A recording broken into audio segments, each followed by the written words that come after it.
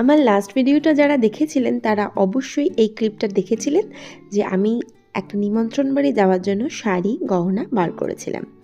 আর ultimate যেই এলো সন্ধ্যাবেলা, আমার শরীরটা ভীষণই খারাপ লাগছিল, তাই শাড়ি ফাড়ি ফেলে রেখে আমি সোজা পরে নিলাম একটা সালোয়ার কুর্তি। আর তারপর নিমন্ত্রণ বাড়ি যাব বলে টুকটুক করে সাজতে শুরু করলাম। আর এর মাঝে একবার চলে গিয়েছিল কারেন্ট। কী কেলেঙ্কারি। আর কারেন্ট গেলে আমি না মারাত্মক রেগে যাই। আমার কী যে মনের মধ্যে রাগ হয় সে আমিই জানি। তো যাই হোক, একটুও শরীর ভালো লাগছিল না, সকাল থেকে ওষুধ খেয়েছিলাম, ভীষণ কষ্ট হচ্ছিল, তবে এই ইনভিটেশনটা আমাকে যেতেই হতো, তো সেই জন্যই রেডি হচ্ছিলাম। আর তারপরে খুব হালকা একটা মেকআপ করেছিলাম, মেকআপ না করলেই নয়। একে তো পেতনি মার্কা দেখতে লাগছিল আজকে, মনে হচ্ছিল তমাল আমায় খেতে পড়তে দেয় না, এই পরিস্থিতিতে দাঁড়িয়েছিলাম আমি। কী যে বাজে লাগছিল, ডাল লাগছিল মুখটা, যে আমি কি বলবো।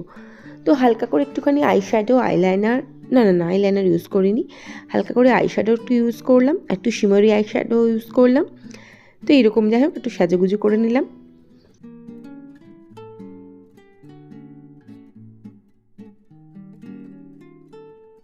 আর মুখের মেন জিনিস যেহেতু আমার মনে হয় চোখ, তাই চোখটা একটুখানি সুন্দর করার চেষ্টা করছিলাম। আর আমি জানি আমি ভীষণ সুন্দরী, ওয়াও যাকে বলে, একেবারে ঐশ্বরিয়া রাই। তো এরপরে না চোখটা একটু সুন্দর না করলে আমার বারবার মনে হচ্ছিলো আমার চোখটা ভীষণ ক্লান্ত লাগছে। তো চোখটাকে একটু সুন্দর করে সাজানোর চেষ্টা করলাম। আর শেষ অস্ত্র প্রয়োগ করলাম, একটু বেশি করে সিঁদুর পরে নিয়েছিলাম। সিঁদুর পরলে তো আলটিমেটলি দেখতে বেশ ভালো লাগে। তো প্রথমে লিকুইড সিঁদুর ইউজ করেছিলাম, আর তারপরে না একটুখানি গুঁড়ো সিঁদুর ইউজ করে নিচ্ছিলাম।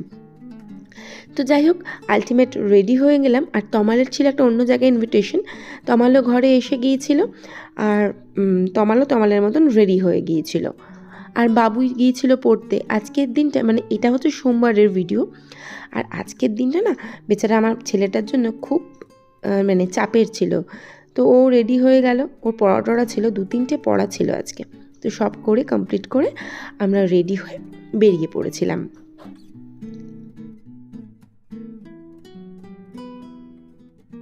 আর এটা ছিল আমার ফাইনাল লুক। অনেক বলে কয়ে ছেলে একটা ছবি তুলে দিয়েছিল। তো আলটিমেট পৌঁছে গিয়েছিলাম আমরা অনুষ্ঠান বাড়িতে। বাচ্চাটার মুখে ভাত ছিল, কিন্তু দুঃখের বিষয় আমি কারোর ভিডিও নিইনি। এক তো ছোটো বাচ্চাটা ঘুমিয়ে পড়েছিল, তারপরে অনেকক্ষণ এদিক ওদিক গল্প করার সময় আমি ভুলে গিয়েছিলাম ভিডিও নিতে। ইভেন খেতে যা দিয়েছিল সেই ভিডিও নিতে ভুলে গিয়েছিলাম। আলটিমেট মনে পড়েছে যখন চাটনি দিচ্ছিল যে আমি ভিডিও শ্যুট করতে ভুলে গিয়েছি। তো এবারে যাই হোক ওইটুকুই ভিডিও নিলাম। আর বাড়ি ফিরতে ফিরতে প্রায় 10:30 বেজে গিয়েছিল। আর বাড়ি ফেরার সময় দেখলাম একটা প্রসেশন, তো সেখানেরও একটুখানি ক্লিপ নিলাম।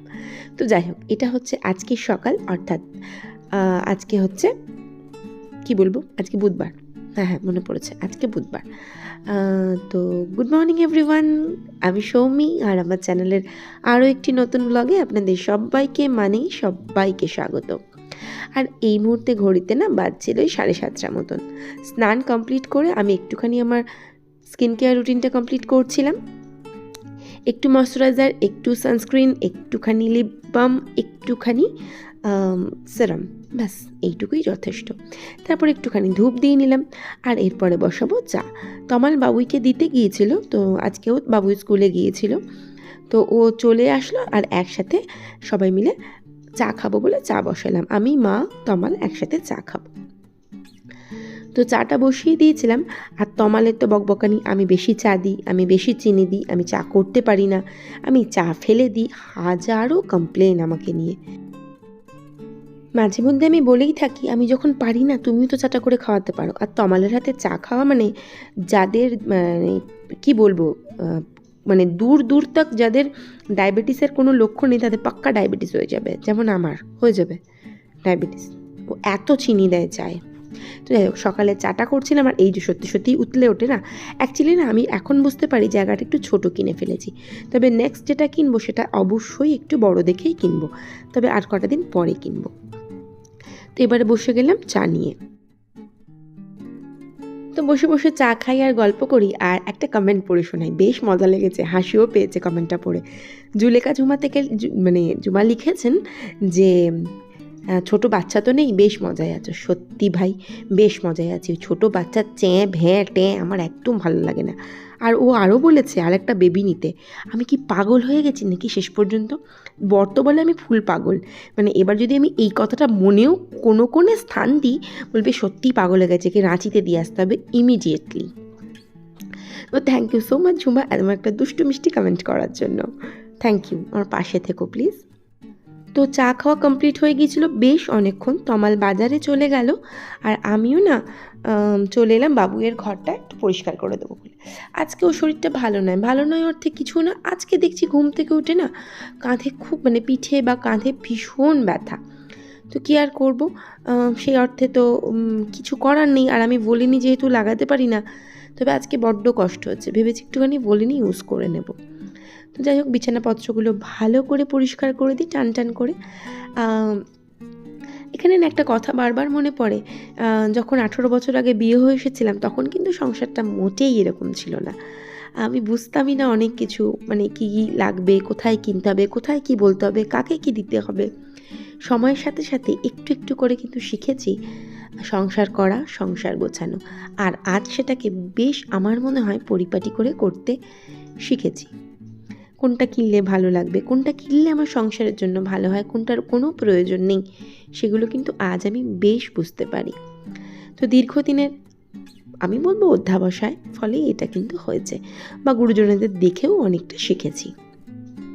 তো তমাল বাজারে চলে গিয়েছিল আর আমি চলে এলাম এই ঘরটা পরিষ্কার করব বলে। তো এই ঘরটা পড়তে পড়তে একটা কমেন্টের কথা মনে পড়লো, যেটা হচ্ছে শিবরাজ এ টু জেড চ্যানেল থেকে দিদিভাই বলেছেন কতদিন, অনেক বড় কমেন্ট করেছেন, তো কতদিন লুচি আলু চচ্চড়ি খাইনি, একদিন চলে আসুন রানাঘাটে, আসি আমি খাওয়াবো লুচি আলু চচ্চড়ি। আমি কিন্তু বেশ ভালো রান্না করি, আমি বলছি না সবাই বলে। তো এদিকে বিছানাটা আস্তে আস্তে আমার গোছানো কিন্তু হয়ে গেল। সাদা চাদরটা হয়েছে, বেশ অনেক দিন পেতেছি, এবার তুলে দেওয়ার ইচ্ছে আছে। দেখি এর মধ্যেই একদিন তুলে দেবো সাদা চাদরটা, মানে দুটোই, এই ঘরেরটা ওই ঘরেরটা দুটোই। তো ভালো করে বিছানাটা গুছিয়ে নিলাম, আর খাটে না বেশ ধুলো পড়েছিল, তো সেইগুলো খুব ভালো করে একটুখানি আমি ঝেড়ে মুছে পরিষ্কার করে নিচ্ছিলাম। আর গতকাল আমি একটা কমিউনিটিতে পোস্ট করেছিলাম যে আমি সবার পরিবারে যেতে পারছি না, সবার ভিডিও দেখতে পাচ্ছি না, সত্যি ভীষণ খারাপ লাগছে। যাই হোক যারা দেখেছেন তারা দেখেছেন। তো সেখানে না সর্বাণী আন্টি, মানে সর্বাণী মধুবন্তীজ ওয়ার্ল্ড এরম একটা কিছু, ওখান থেকে ওই আন্টি কমেন্ট করেছেন। ওই আন্টির ব্লগ টু মাচ ভালো হয়। তো ওই আন্টি কমেন্ট করেছেন যে আমি যে ফটোটা দিয়েছি ফটোটা কোথাকার, মানে আন্টি আপনাকে আমি কমেন্ট করে জানিয়ে দেবো, তবু এখানে একবার বলে দিচ্ছি, ওটা আমরা যখন গত বছর সিমলা মানালি গিয়েছিলাম, ওটা মানালি থেকে দারচা যাওয়ার পথে। আর দারচা থেকে বেশ খানিকটা দূরে, 200 কিলোমিটার নাকি 250 এরম কিছু একটা হবে, গেলেই হচ্ছে আমাদের সবার প্রিয় ঘোরার জায়গা লাদাখ। মানে প্রায় ওই দারচা থেকেই না জায়গাটা কেমন যেন একটা হয়ে আসে, বোঝাই যায় একটুখানি গেলেই, মানে কিছুটা গেলেই একটা রুক্ষ ব্যাপার চলে আসে। অ্যাকচুয়ালি অটল টানেলটা ক্রস করলেই একটা পাহাড় পর্বতের মধ্যে একটা রুক্ষতা থাকে, যদিও বা এখানে খুব সুন্দর বরফ বা একটু গাছ দেখা যাচ্ছিল। বাট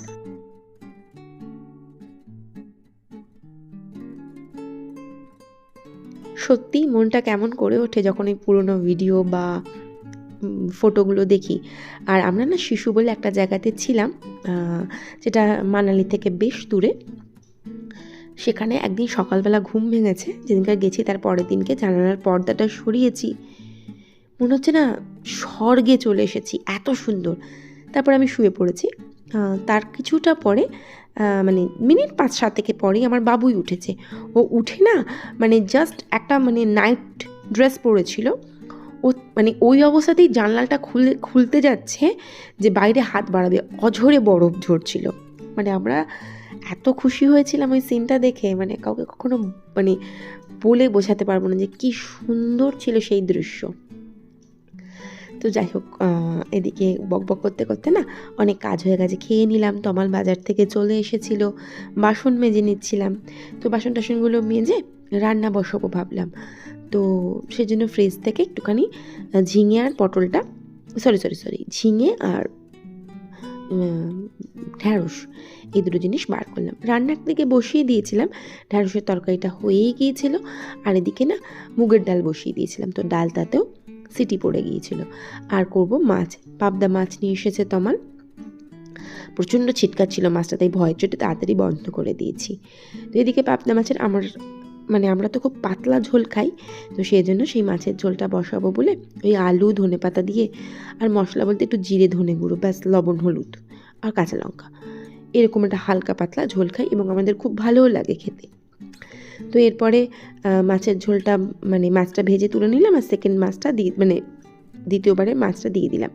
তো মাছটা তুলে নিয়েছিলাম, আর এবারে দিয়ে দিলাম আলু। ওই আলুটা একটু বললাম যে মশলাগুলো দেবো, একটুখানি কষা ভাজা হলেই দিয়ে দেবো। আর হয়েই গিয়েছিল আলুটা সেদ্ধ, দিয়ে দিলাম ভাজা মাছগুলো। আর নামানোর আগে দিয়ে দেবো একটুখানি ধনেপাতা কুচি। বাস, রান্না কিন্তু একদম কমপ্লিট হয়ে যাবে।